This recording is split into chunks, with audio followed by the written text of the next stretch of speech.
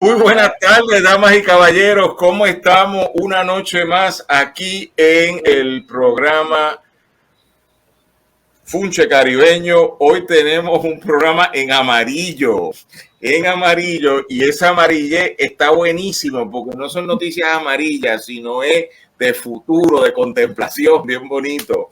Así que tenemos a tres distinguidas amigas que van a estar participando con nosotros. Voy por orden de aparición en las cámaras. La compañera Sonia Ivette Vélez Colón, abogada, profesora, escritora, activista de los sistemas mediáticos, porque ella también, como dirían por allí, ella también te la deja caer en su programa de derecho todos los lunes, y amiga de hace muchos años. Y si le voy a dar un título, pasada directora ejecutiva de la Oficina de Administración de Tribunales, la OAT, que es el cerebro que dirige el proceso en Puerto Rico. Y ahora se me coló, así que en amarillo también, Sandra Rodríguez Coto, quien es la mujer a fuego aquí. Hay que apoyarla y yo la apoyo. El primero que la llama a ella cuando se mete en no en lío, sino en activismo social soy yo, y le digo, aquí estoy, lo que usted pida yo lo voy a hacer, yo sigo instrucciones, y a nombre del pueblo de Puerto Rico le agradecemos todas las denuncias que usted ha hecho y la valentía que usted hace esas denuncias a fuego, y que venga lo que venga y después resolveremos. Así que tenemos aquí a la compañera periodista, escritora, relacionista pública, activista de las ideas, como diría un fenecido líder del Caribe, Sandra Rodríguez Coto. Saludos, Sandra, ¿cómo estás? Muy buenas tardes, gracias a ti, honrada de estar en este panel con estas distinguidas compañeras, mujeres a quienes respeto profundamente y admiro desde hace muchos años. Gracias por la invitación. Chévere. Y tenemos a la última en amarillo, que es amiga mía hace 150 años, pues ya desde el siglo XIX éramos amigos, y yo he tenido la honra de haber estudiado su primer libro, que se llamaba, me acordarás el nombre, que fue un libro en 1982-83, ya hace 40 años de ese libro, un libro fundamental que cambió el debate de la criminología puertorriqueña. Y luego un libro más reciente, el que está basado en las complejidades, que es un libro más reciente que presentamos ya hace como 20 años en Mayagüez, en algún momento dado de los simposios. Me refiero aquí a la catedrática y profesora distinguida y retirada de la Universidad de Puerto Rico, la compañera Madil Román, quien es otra activista con su observatorio, tiene un nombre largo, criminológico de la violencia, esto y lo otro, y se pasa por ahí provocando ideas, y ahí es que yo me encuentro con todos ustedes. Así que, Madeline, ¿cómo estás? Saludos, Daniel, y saludos a todas las compañeras. Encantada de estar aquí también con ustedes. Bueno, pues a nombre del colectivo que yo ayudo a liderar, que se llama El Pueblo Antillano, en esta producción que hacemos hace ya 3 temporadas, esta es la tercera temporada, que termina como para el 15 de junio, después nos vamos en otro tipo de programación unas semanas más.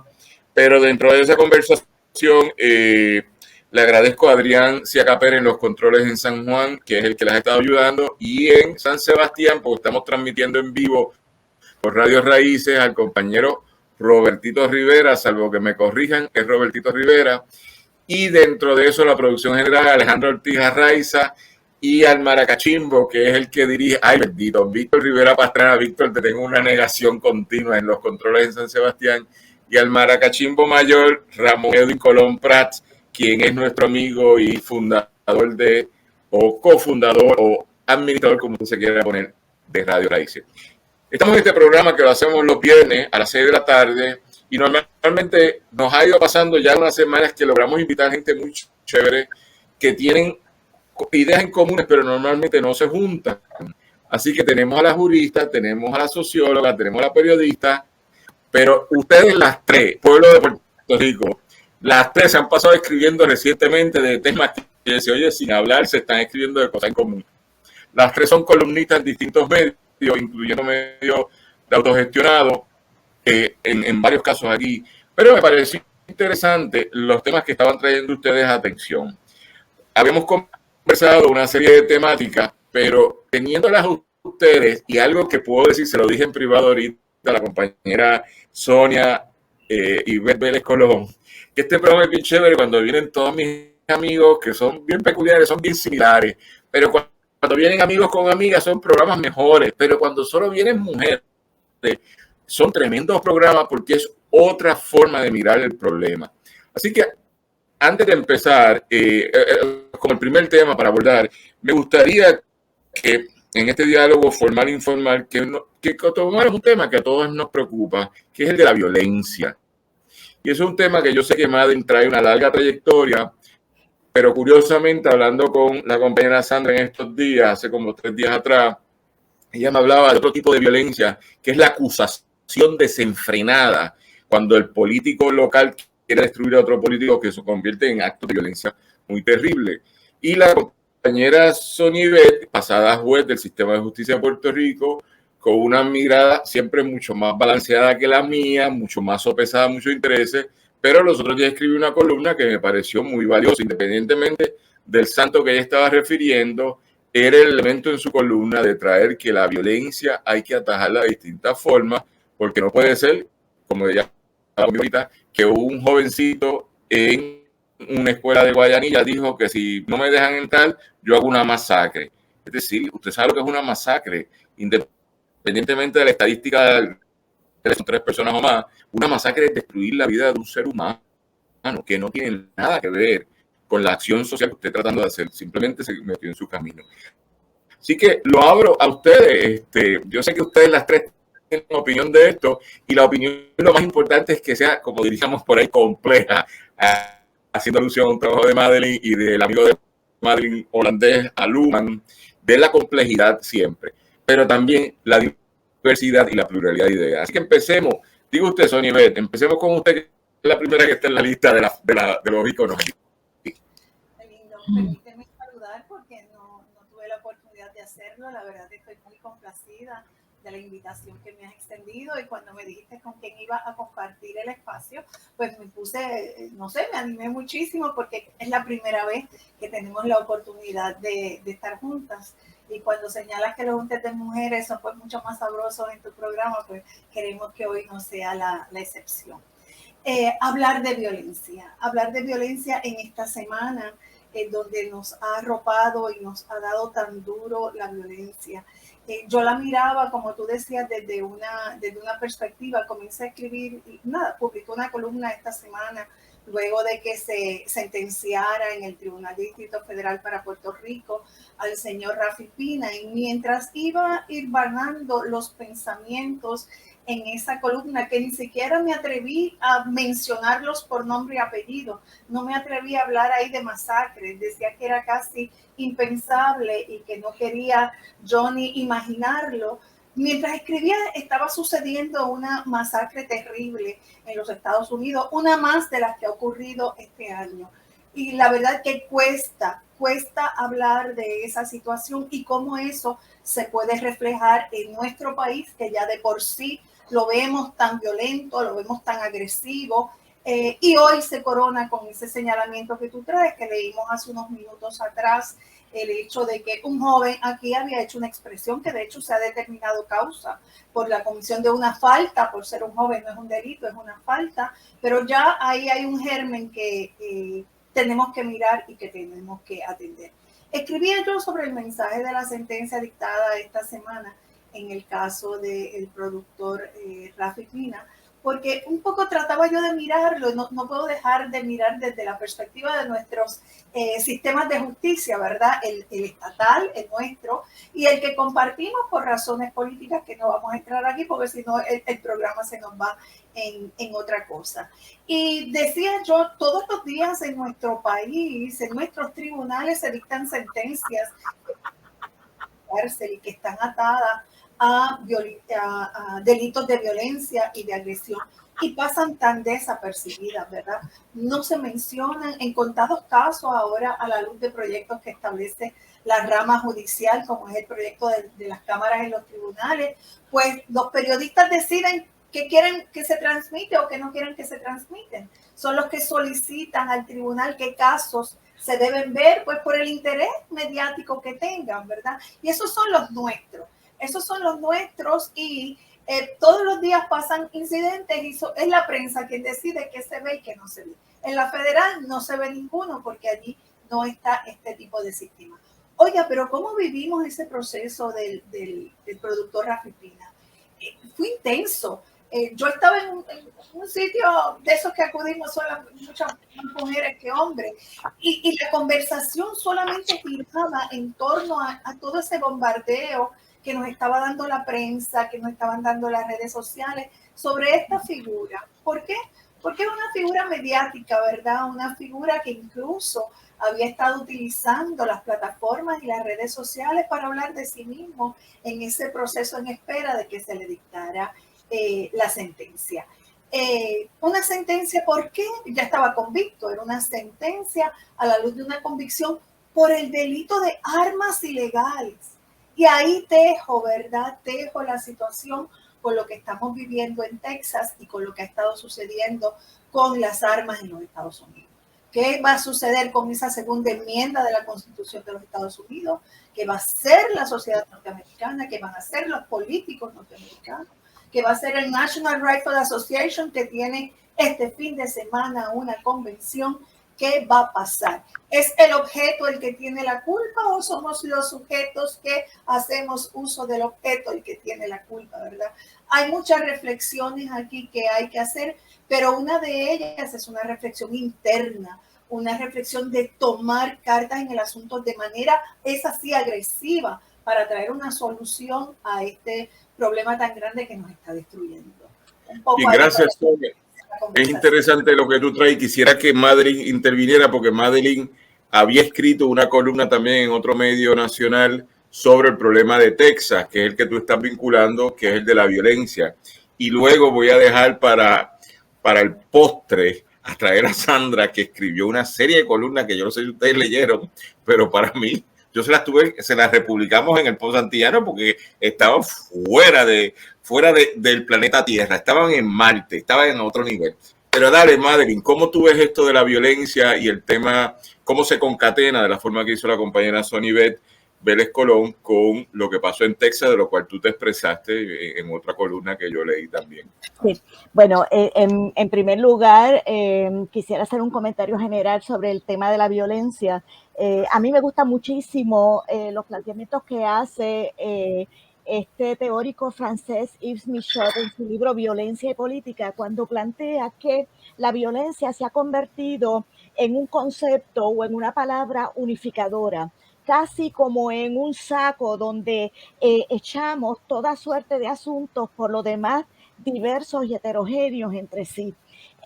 También para él la violencia aparece como una noción de modo mixto. Él lo llama noción de modo mixto porque para él es un significante que se produce en el entrecruce de discursos conflictivos y antagónicos entre sí, cada uno de los cuales queriendo prevalecer. Así que podríamos decir que desde la óptica del Estado, la violencia aparece como todo aquello que constituye un atentado a lo que se entiende que es el discurso de ley y de orden, mientras que para los sectores en oposición la violencia muchas veces aparece como todo aquello que se produce desde el Estado, ¿verdad? Desde ese monopolio del uso de la fuerza y de la violencia que la teoría política clásica plantea que mantiene el Estado. No obstante, es evidente que hay más complejidad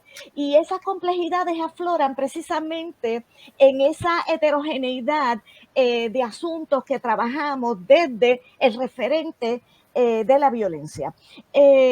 No hay duda que ¿verdad? El tiroteo que se suscitó más recientemente en Uvalde, Texas, expresa contundentemente para mí que hay un incremento y una intensificación de la violencia que está remitida a esa progresiva accesibilidad de las armas. Así que en ese sentido, me parece a mí que es importante caer en cuenta que una persona, por ejemplo, en el caso de este joven de 18 años, ¿verdad? El perpetrador de la masacre, una persona puede efectivamente estar perturbada por muchas y variadas razones. Y esto lo estoy diciendo como una manera también de conectar con las personas que entienden que el asunto central tiene que ver en muchas ocasiones con problemas de salud mental. Pero lo que hay que reconocer es que por más problemas de salud mental que tiene una persona, si no tiene...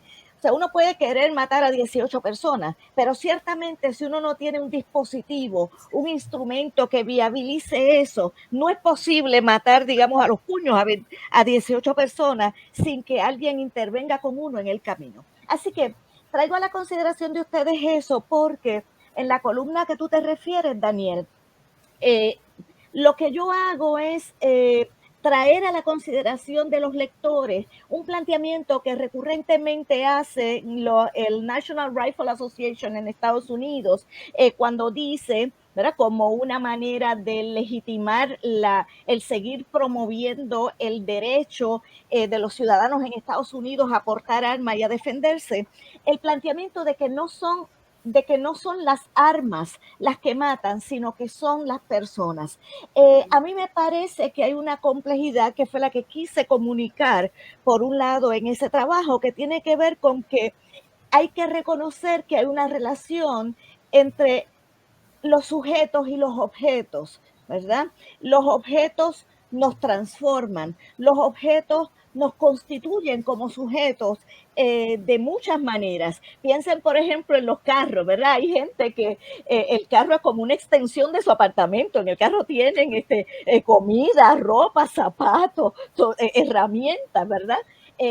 Así que en ese sentido sabemos que los objetos hablan de nosotros. Y lo que quería más que nada comunicar es que ciertamente uno puede jugar con una pistola como si fuera una bola, que fue lo que planteé en la columna, pero los objetos producen disposiciones afectivas, disposiciones psíquicas, y en ese sentido hay una voluntad de poder que yo creo que se produce en el momento en que una persona tiene un arma en la mano, y esa voluntad de poder, como sabemos, tanto en el plano personal como en el plano más amplio, en el plano de las sociedades, en el plano político en general, esa voluntad de poder fácilmente se constituye en una voluntad de matar. El otro asunto, y aquí lo dejo, es lo que tiene que ver con la racional que para mí está puesta en un sector significativo, ¿verdad?, de estos tiroteos en Estados Unidos, y es todo lo que tiene que ver con lo que ha sido nombrado como la ideología del el replacement theory, ¿verdad?, o bien las maneras en que hay un imaginario político que se ha venido produciendo en Estados Unidos, extremadamente peligroso, ¿verdad?, y con un alto componente autoritario que nos debe preocupar a todos, en el que digamos, los blancos norteamericanos han desarrollado una suerte de identidad predatoria. De paso, el concepto no es mío, lo utiliza un teórico hindú que se llama Arjun Appadurai, y habla de las identidades predatorias. Y esas identidades predatorias muchas veces quedan colapsadas con las llamadas identidades nacionales, ¿verdad? Y lo que tramitan es un miedo, un temor, ¿verdad?, pensándose mayoría, que pueda llegar un momento en que se constituyan en una minoría, y de ahí el temor en Estados Unidos, ¿verdad?, a la flexibilización de las leyes migratorias, al incremento de las poblaciones inmigrantes, a lo que en un momento también se llamó el temor a la latinización de los Estados Unidos. Todo eso corre por ahí, y yo creo que en estos momentos esa complejidad se encuentra imbricada, ¿verdad?, en este asunto de el incremento en el uso de armas, ¿verdad?, como dispositivo de la violencia. Así que me parece a mí, y que nosotros aquí en Puerto Rico, ¿verdad?, de alguna manera estamos ciertamente imbricados a esos imaginarios también, que es un asunto urgente de atender. Bien, yo veo que tú estabas hablando y las otras compañeras estaban asintiendo, así que voy a escuchar ahora a Sandra, pero quisiera puntualizar algo. Mayo ha sido un mes muy caótico, de demasiada violencia. Por un lado, hubo 2 masacres en Estados Unidos, porque hablamos de la de Uvalde, Texas, pero está también la del estado de Nueva York, donde aquel otro joven se metió en un barrio de gente pobre y negra y mató a 11 personas. Pues yo creo que esto es un mensaje sobre las metáforas que he utilizado entre el objeto y el sujeto que hablaron ustedes dos, la compañera Sonia Ivette y ahora más recientemente Madeline Román. Ahora bien, pero también ha habido 2 masacres en Puerto Rico, ¿entienden? El mismo mes de mayo, una de 5 personas y otra de 3, y de repente dicen, y hablando con Sandra en estos días, que la situación en Cabo está caótica. Así que, Sandra, me gustaría ver cómo tú reaccionas a lo que dijeron las compañeras y aportas también de otras cosas que me dijiste en privado unos días atrás.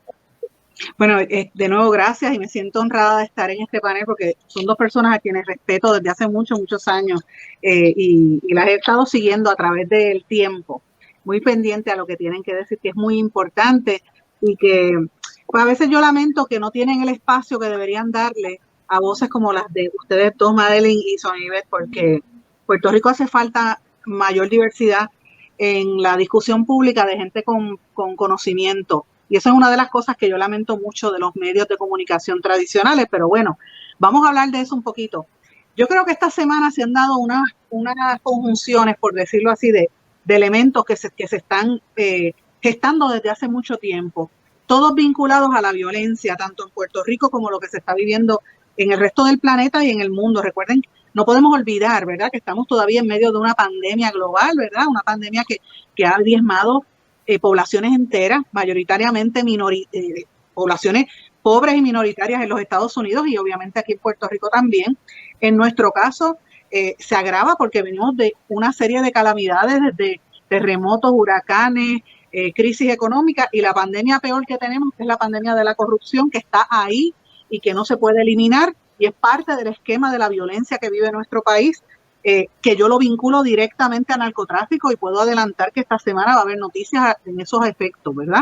Que estamos trabajándolo desde hace mucho tiempo y Daniel sabe que estamos haciendo ese tipo de trabajo, pero la realidad es que la violencia tiene unas manifestaciones que yo he visto que a veces en la discusión no se incluyen, que tiene que ver con el aspecto racial, con el aspecto de género, con el económico y también con el aspecto de clase, y lo estamos viendo tanto en Estados Unidos como en Puerto Rico. Ahora mismo, hoy, hace unas horas, el jefe de la policía de Texas admitió que no actuaron a tiempo. El gobernador dice que lo indujeron a error.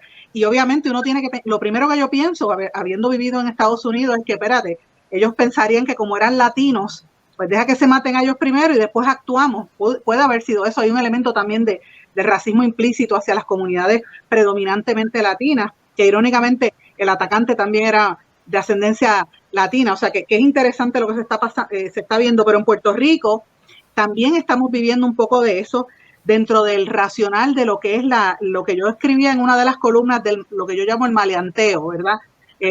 La cultura del maleante, del reggaetonero, de la cultura de, vamos a hablar del reggaetón y del trap, donde se menosprecia a la mujer, donde se le hace un culto a la violencia, a la droga, entre otras cosas, ¿verdad? Entre líneas. Todo esto coincide con una transformación dramática en los medios de comunicación a nivel global, que es algo que se viene gestando hace más de 10 años, que hemos escrito multiplicidad de artículos y de ensayos y libros sobre esto, y que algunas personas le llaman, por ejemplo, Mario Vargas Llosa decía que era la espectacularización de la prensa, ¿verdad?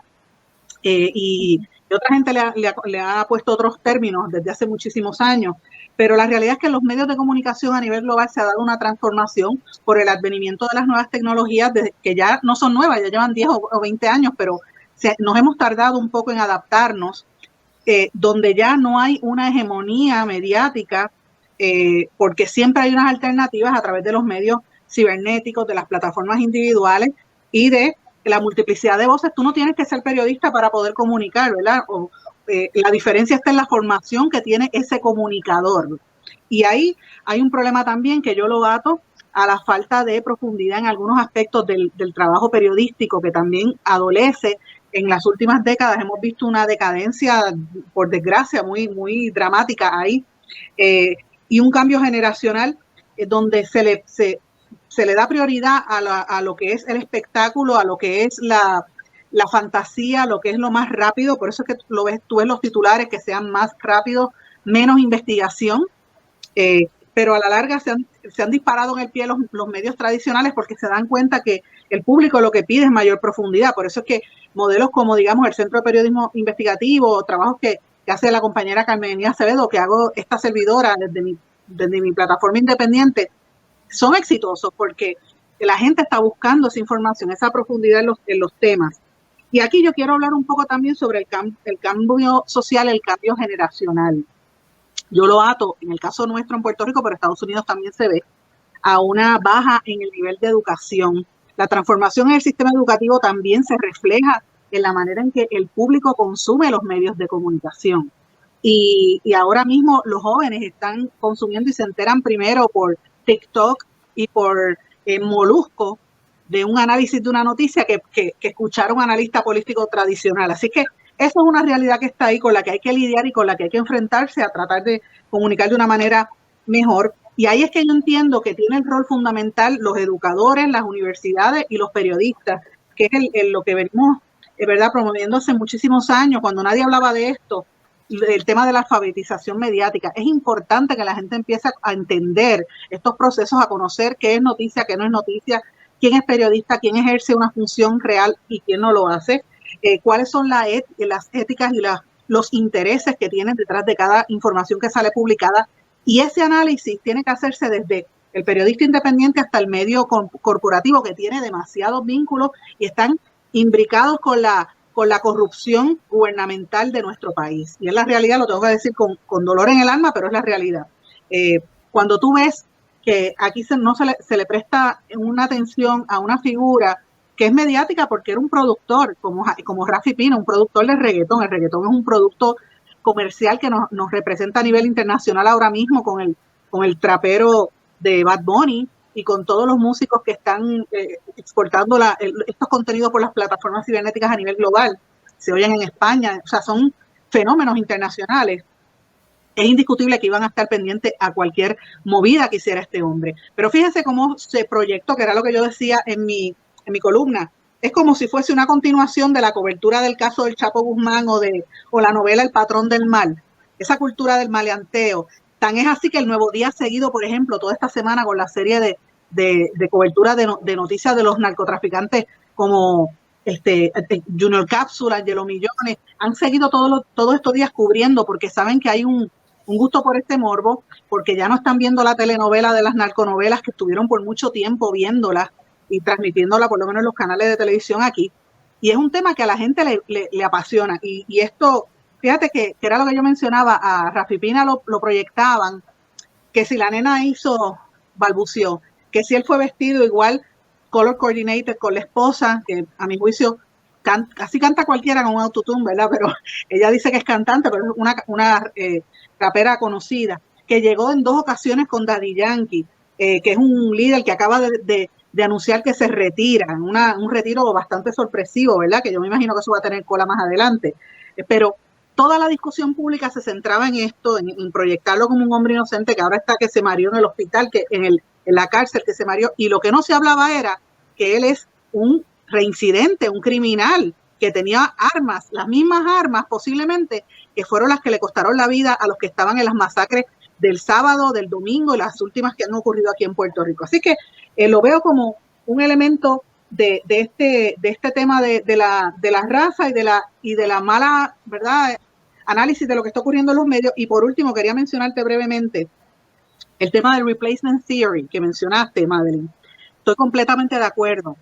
Pero es más, esta semana, antes de que sucediera lo que pasó en Texas, yo publiqué en el programa de radio un listado de personas que en Puerto Rico están financiando a políticos, sobre todo congresistas, que son portavoces del replacement theory. Entre esa lista de los contribuyentes principales, número 1, José Carrión III, el expresidente de la Junta de Control Fiscal. Número 2, Andy Guillemard, el contribuyente cuñado del gobernador. Y por ahí para abajo la lista completa. Entonces uno tiene que cuestionar dónde está el poder económico en Puerto Rico auspiciando a estos políticos en Estados Unidos que provocan estas políticas racistas y de división racial.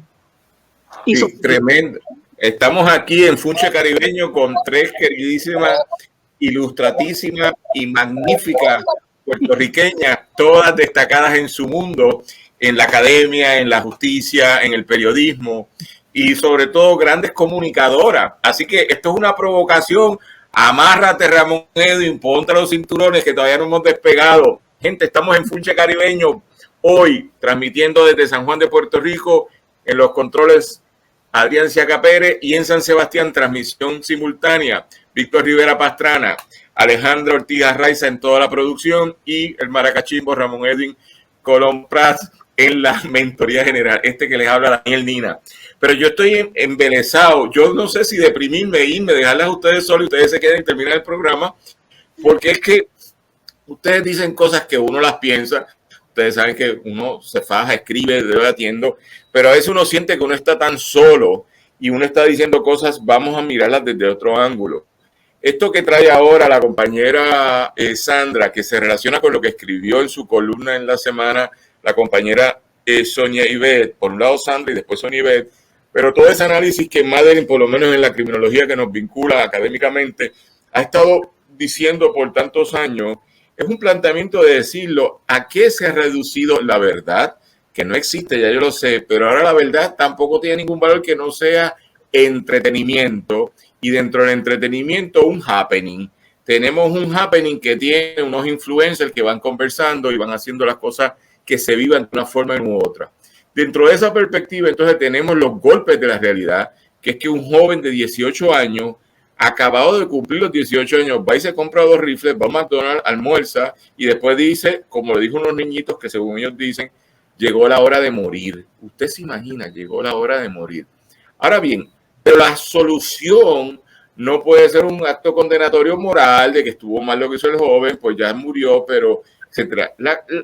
Es repensar el mundo de otra forma y es lo que se relaciona con lo que estaba diciendo Sonia Ivette en relación a la famosa enmienda segunda que me le imponen en Puerto Rico por razón política con los Estados Unidos, que es que dice que todo ser humano en ese pueblo puede andar armado. Pero no es que ande armado, es entonces se relaciona con lo que decía Madeline, que es la provocación de yo soy un sujeto armado de acción, y entra el concepto del replacement theory, que podrían volverlo a elaborar para que la gente esté claro, Madeline, porque lo trajiste, que es un concepto interesante, donde la destrucción del otro o de la otra se normaliza. Y yo creo que eso es importante, la destrucción del otro o la otra se normaliza. En esa medida, vamos a seguir, pero traigo un elemento para que lo incorporen, que es el de la corrupción, porque si bien es cierto que hemos hablado de la violencia, del reggaetón, que es nuestra música primaria de exportación hoy, eso es cierto. Y yo no voy a entrar en las teorías de si hay persecución o nada. Lo que pasa es que ahora hay distintas escuelas de reggaetón y unas vinculadas a un malanteo y otras no vinculadas. Y las no vinculadas siguen haciendo mucho dinero, pero las vinculadas han sido detenidas en este accionar por lo que sea la conversación. Pero lo otro es todo esto que nos vincula con la corrupción, que es lo que yo pensaba cuando sean todos estos eventos, que en la medida de que hay una falta de una ética de una clase dirigente tradicionalmente burguesa o apoderada económicamente, que les da igual robarnos en Salinas. 12 personas nos robaron tierra en Salinas. Que nos da igual con un legislador que no veía, pero gracias a Dios que no veía, porque si hubiese visto nos tendría todos sacrificados en una ejecución, porque sin ver, usted entraba allí como mujer y le decía, usted quiere trabajo, me tiene que hacer un favorcito. O sea, esto es patético, ¿entiende? Y el otro que está vinculado con las cámaras, o sea, es un mundo de corrupción completamente que nos reduce, por decir algo, a que un niño en Guayanilla diga, yo hago una masacre y me da igual, ¿entiende? Así que, Madeline, volvemos con Replacement Theory, y dentro de esta conversación entonces abordar estos temas que es la pérdida de alguna ética dominante, sea burguesa o sea obrera, ¿entiendes? Pero tiene que haber históricamente hemos pensado que siempre hay una ética dominante que nos dice cuál es el bien y cuál es el mal. No sé cómo tú lo ves. Bueno, antes de entrar a lo del Replacement Theory, quería hacer un comentario sobre el caso de Rafi Pina y sobre los tiroteos en Puerto Rico. Siempre me llama la atención el hecho de que aquí en Puerto Rico nos conmovemos muchísimo con los tiroteos que se dan en Estados Unidos, bien sean en las Sí, escuelas y en otros sí, contextos, pero no así con los tiroteos en sí, Puerto Rico, que casi sí, siempre están remitidos al asunto del narcotráfico. Y aquí evidentemente está puesto cuáles son las vidas que importan en este país y en la medida en que para muchos sectores sociales, esos sectores que forman parte de esos tiroteos, ¿verdad? Están envueltos en las luchas por el control de los puntos de drogas, en el negocio del narcotráfico en general, pues se están matando entre ellos y hay una subjetivación incluso genocida, ¿verdad? Porque si se matan entre ellos, pues qué bueno, porque menos de ellos hay. Así que les llama la atención sobre cómo entonces los tiroteos en Puerto Rico son hasta cierto punto dejados de lado, solamente importan cuando se entiende que ha muerto la llamada víctima inocente. La persona que se entiende que murió accidentalmente porque estaba, como se dice por ahí, en el lugar equivocado a la hora equivocada. Yo leí hace poco un artículo que me gustó muchísimo y me encantó el título que dice de la guerra contra las drogas a la guerra contra las armas. ¿Y por qué me pareció significativo? Porque yo creo que finalmente, una vez reconocido que la política prohibicionista en materia de drogas es un callejón sin salida y una guerra ya perdida, como evidentemente se planteó en toda esa pasada de balance que se hizo el año pasado, a 50 años del discurso de guerra contra las drogas, lo que nos queda entonces es reconocer que muchos de estos actos violentos podrían también controlarse sobremanera con una política de control de las armas. La posición mía es una posición a favor del desarme completo, incluyendo la policía. Creo que es importante decir aquí que yo parto desde una perspectiva abolicionista y eso me lleva también a tomar distancia sobre muchas de las maneras en que se discursean estos asuntos. Pero respondiendo a tu pregunta, bueno, y lo de Rafi Pina, quiero decirlo rápidamente. Lo que yo he pensado, ciertamente eso fue un juicio mediático y en todo caso es un juicio, ¿verdad? De lo que llaman en Estados Unidos de los celebrities, ¿verdad? De lo que se entiende que es una celebridad, al menos para ciertos sectores. Lo que me estuvo interesante a mí es que yo siempre he denunciado que el fenómeno de los juicios mediáticos intensifican la cultura del castigo en Puerto Rico, ¿verdad? Y una mirada extremadamente punitiva como única forma, cárcel para todo el mundo y condenas cada vez más largas y más severas. Y en este caso, interesantemente, el fenómeno mediático, porque sí hubo un juicio mediático en el sentido de que se ventilaba, como trajo la compañera Sandra, muchísimas cosas en el plano mediático dirigidas a proyectar una imagen, entre comillas, positiva de Rafi Pina, ¿verdad? Es un hombre bueno, es un hombre humanitario, ayuda a todo el mundo. Lo que me pareció es que afloró una cierta conflictividad social en este sentido. Por un lado, yo creo que hay un sector en Puerto Rico que efectivamente se alineó con el discurso de ley y de orden, para bien y para mal, planteando es necesario, ¿verdad? Enjuiciar a este hombre y el asunto de las armas hay que controlarlas. Eso de un lado. Ahí me parece que convergen juristas, abogados, muchos abogados, pero también todo un sector social que tiene un menosprecio particular al fenómeno del reggaetón y a todo ese mundo del espectáculo. Pero por otro lado, yo vi una postura ciertamente ambivalente y en un caso y en otro caso una postura de apoyo abierto a la figura de Rafi Pina. Y eso me sugiere a mí que según cómo hemos hablado de cómo el narcotráfico ha ahondado e intensificado su presencia en el espacio social más amplio, así también el fenómeno musical del reggaetón ha ahondado e intensificado su presencia en ese espacio. Y la postura ambivalente posiblemente tiene que ver con el hecho de que esos sectores que lo apoyaban, pues pertenecen también, se encuentran vinculados a ese mundo en particular. Así que me llama la atención esa postura ambivalente y esa conflictividad social que estaba de manera solapada. O sea, un hombre que manda una comunicación cuando es sentenciado y recibe más de 150 likes en una sola comunicación, pues eso nos tiene que decir algo de lo social también en Puerto Rico. No sé si me da tiempo o quieres que lo tome en otro momento, lo del replacement theory, Daniel. No, dale, sí, explícalo. Bueno, lo que pasa es que yo vuelvo a decirlo, ningún hombre aquí diría yo estoy en contra de todas las almas, diría no, para la revolución yo necesito almas. Entonces yo me quedo mirando así. No, pero yo quisiera entrar en ese tema también. Quizás pero hacemos otro día. Háblame del replacement theory.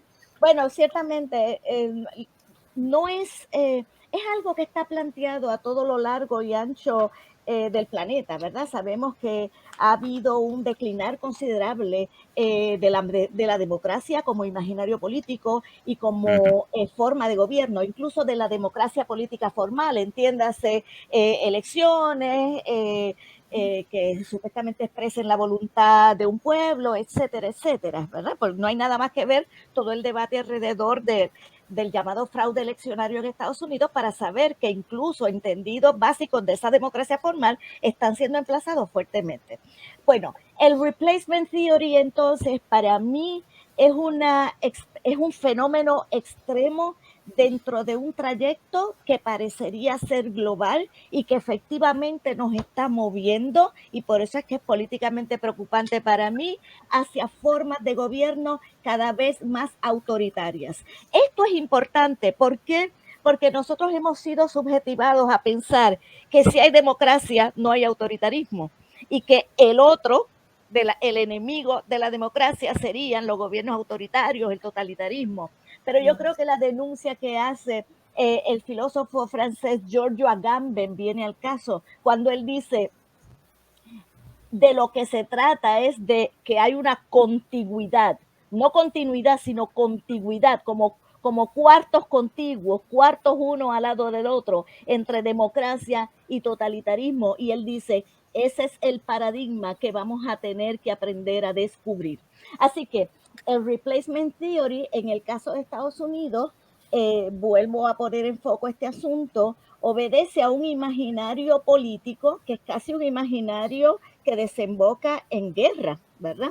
Un imaginario político que parte del entendido de un sector que se entiende que son los verdaderos americanos, en este caso los blancos americanos, y el registro de lo que entienden que es una amenaza política, ¿verdad? Todo un cuadro de transformaciones en Estados Unidos que efectivamente mueven a Estados Unidos a ser una sociedad cada vez más híbrida culturalmente y más plural. Eso se registra como amenaza, ¿verdad? Y ese elemento, ¿verdad? Que es percibido como una amenaza es el que nutre políticamente, ideológicamente, si ustedes quieren, ¿verdad? A todo ese sector que llamamos del supremacismo blanco, que de paso no tienen que ser blancos fenotípicamente, pueden haber muchísimos aliados al supremacismo blanco que no sean blancos fenotípicamente hablando. Eso es verdad, porque el que dirigía The Peach Boy o People's Boy, el grupo ese era un cubano mulato. The Proud Boys. Bien, Sandra, ¿cómo tú ves toda esta discusión ahora? Bueno, siguiendo la línea, ¿verdad? Yo creo que es importante traer el tema de las transformaciones y también lo que en un momento hablaba de cómo nos reduce el tema de la corrupción, que es un elemento que lo hemos mencionado y verdad no ha sido eje, por lo menos en estos últimos días, dado la dinámica del caso de Rafi Pina, que ciertamente es un tipo de corrupción, ¿verdad? No es una corrupción gubernamental, pero el elemento era diferente. Sí es un juicio mediático, sí es un juicio que genera clics y likes en las páginas, que las cifras estaban astronómicas, por eso le daban más espacio. Por eso es que le dan espacio, por ejemplo, al caso del juicio de Johnny Depp y toda esa telenovela del caso de Johnny Depp, que es lo que está ocurriendo ahora. Yo creo que es importante levantar aquí un elemento del aspecto de la ética y lo que algunos sectores llaman los valores, algunos sectores también más tradicionalistas, hablan un poco sobre las costumbres, los valores, la religión, por ejemplo.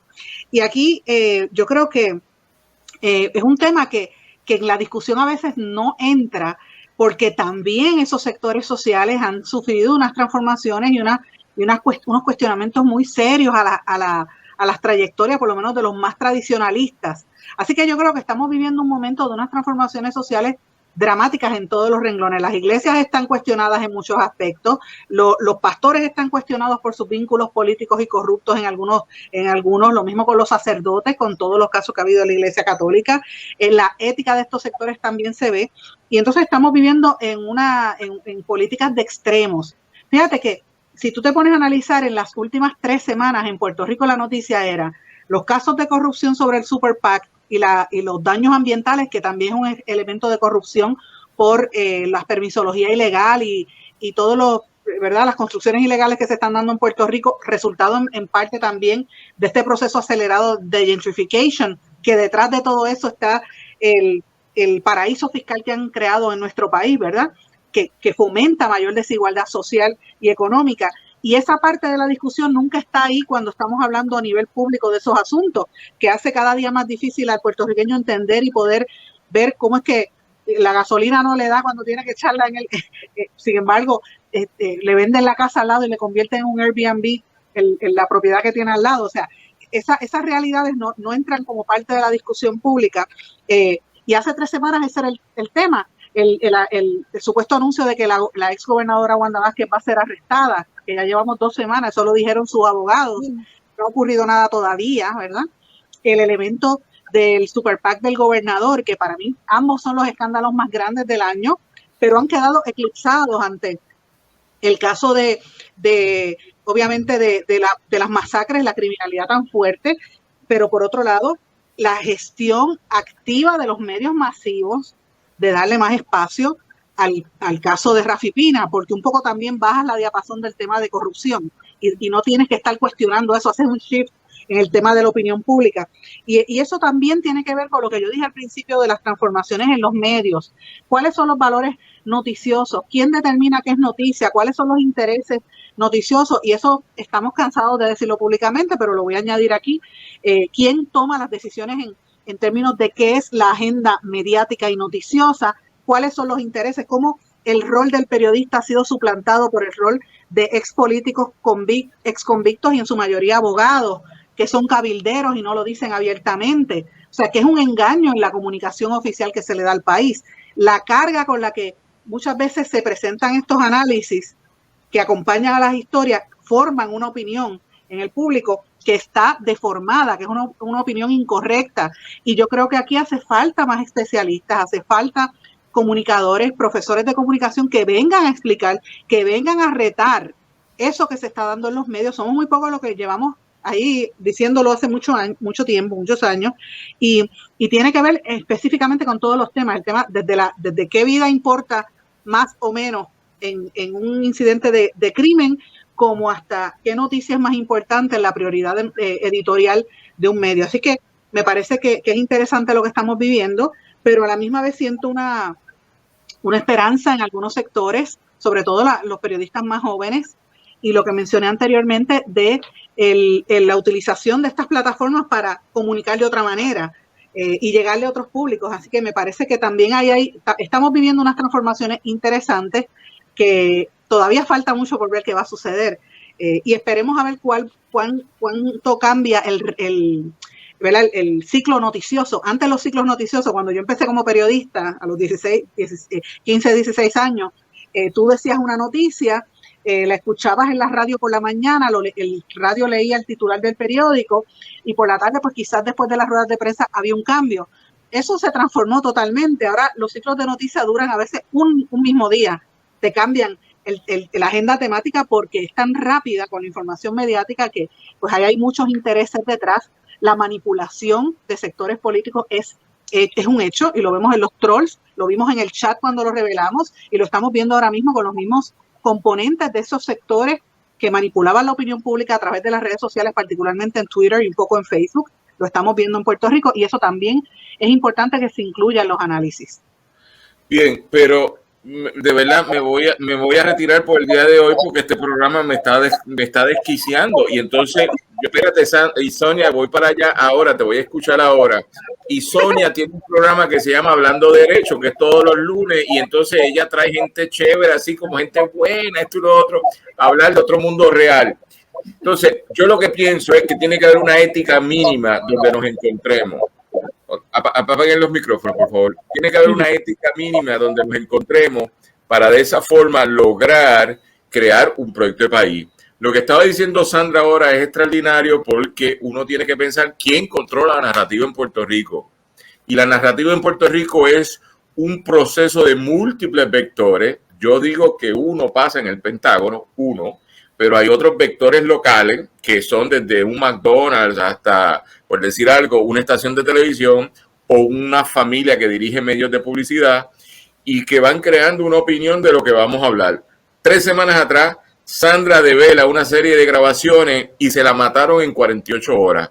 No se ha vuelto a hablar ni de las grabaciones ni de lo que Sandra hablaba en su página en blanco y negro con Sandra Rodríguez Coto. Impresionante. No ha habido ninguna consecuencia de lo que dijo Sandra, pero estamos todos hablando de Rafi Pina hoy y en los últimos días. Así que, Sonibet, usted dirá.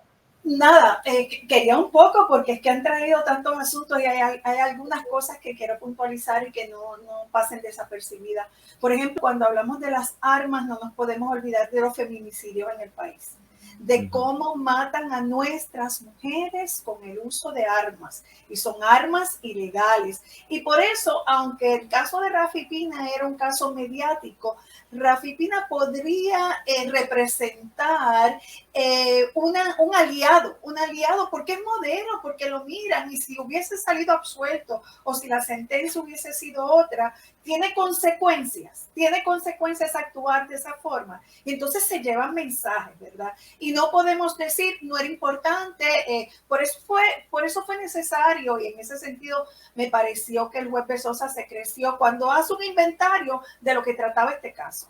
Yo decía, atrás quedó el Instagram, atrás quedaron Facebook, atrás quedaron las cosas. Aquí lo que sucede es que son armas ilegales. Aquí es un arma que había sido manipulada. Aquí había tantos números de municiones. Y toma en consideración la situación de la criminalidad en Puerto Rico. Y lo dice y hace su inventario para dictar sentencia. Y en ese inventario yo no quería dejar pasar los feminicidios. E incluso con las armas quiero traer algo que escuché. En términos de solución, ¿qué le parece a ustedes que la solución para el caso de las armas y la situación que están viviendo las escuelas en Estados Unidos sea establecer como unos mini aeropuertos en las escuelas y que los niños y los maestros pasen por X máquinas para saber si tienen o no tienen armas y establecer todo este sistema de seguridad? ¿Y qué les parece a ustedes que los niños en Estados Unidos tienen que hacer simulacros y drill, no de huracanes como hacemos aquí o no de movimientos telúricos, sino simulacros por si acaso llega una persona con un arma a disparar, cómo ellos se van a proteger y cómo ellos se van a esconder? Cuando yo escuché eso, realmente a uno se le rompe el corazón porque el temor que tienen que sentir estos niños cuando llegan a su escuela, los padres cuando los dejan, yo no me lo quiero ni imaginar. Para mí era impensable e innombrable. Y de eso se está hablando, de armarnos más para luchar contra las armas. Para mí es incomprensible, contradictorio, ¿verdad? Y lo quería ahí dejar planteado para que no pasara de las cosas que uno está escuchando que se presentan como soluciones. Sandra, te escucho y la verdad me erizo toda con respecto a la prensa. Yo a veces, bueno, por muchos años me sentí secuestrada por la prensa, pero por otras razones, ¿verdad?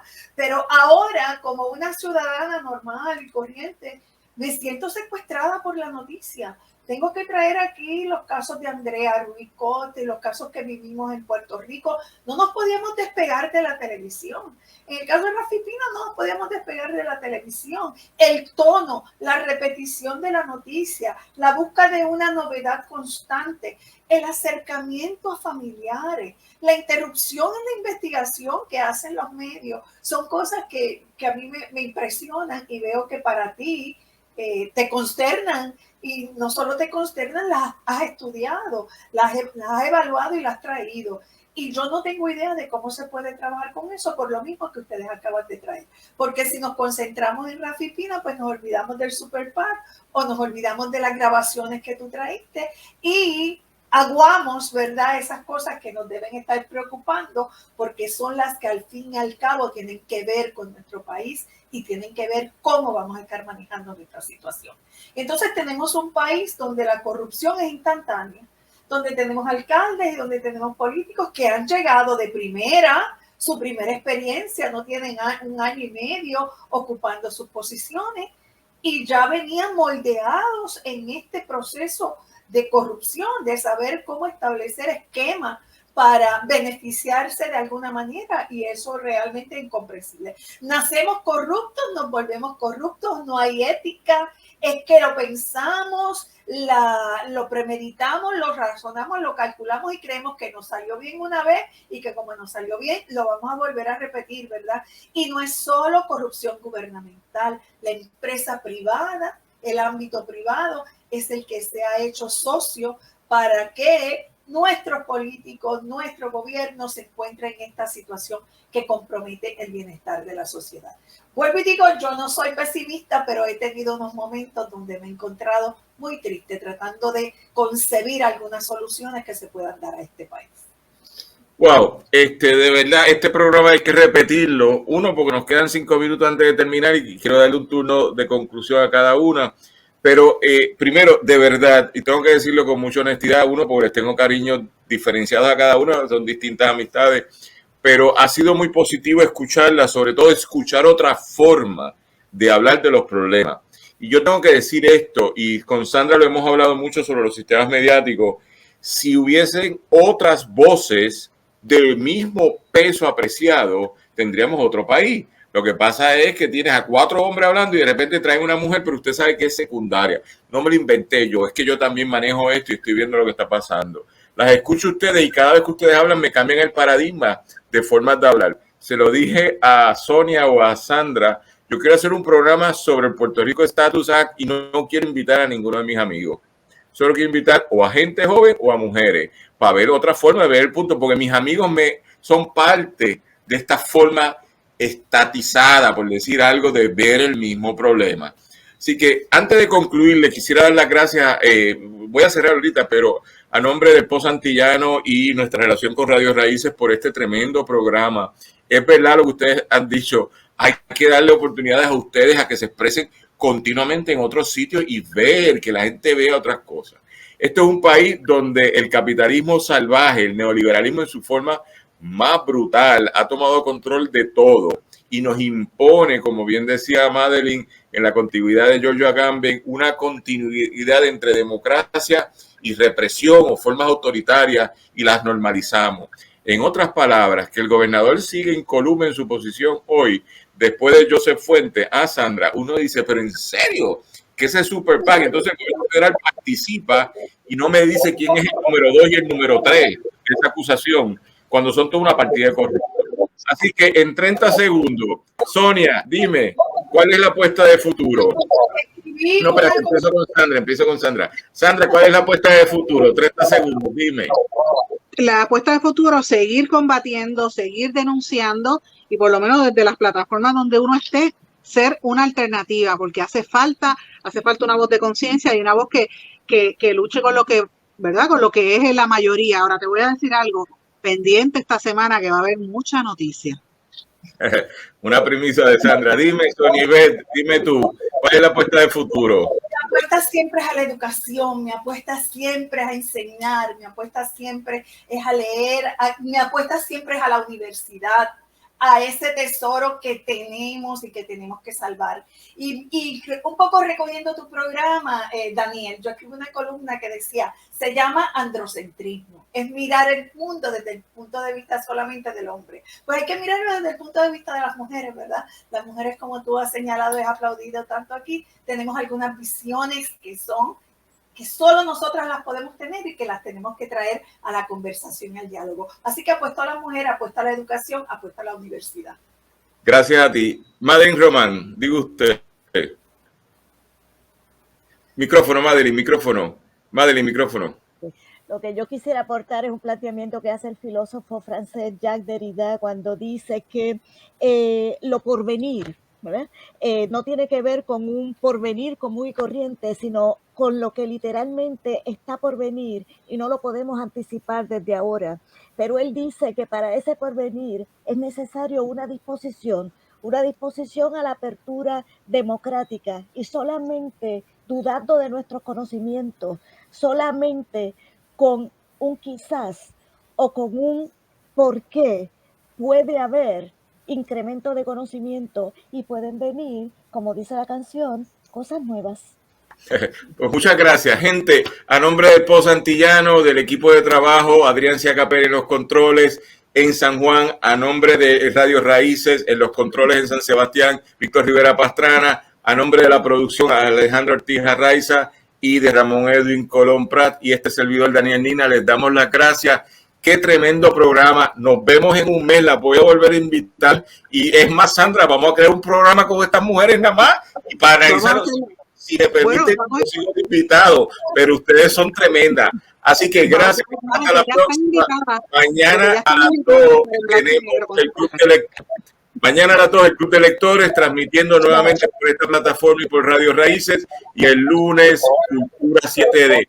Será hasta entonces, nos apoyamos solidariamente. Bendiciones a mis queridas amigas y colegas. Será hasta entonces. Muchas gracias. Bye.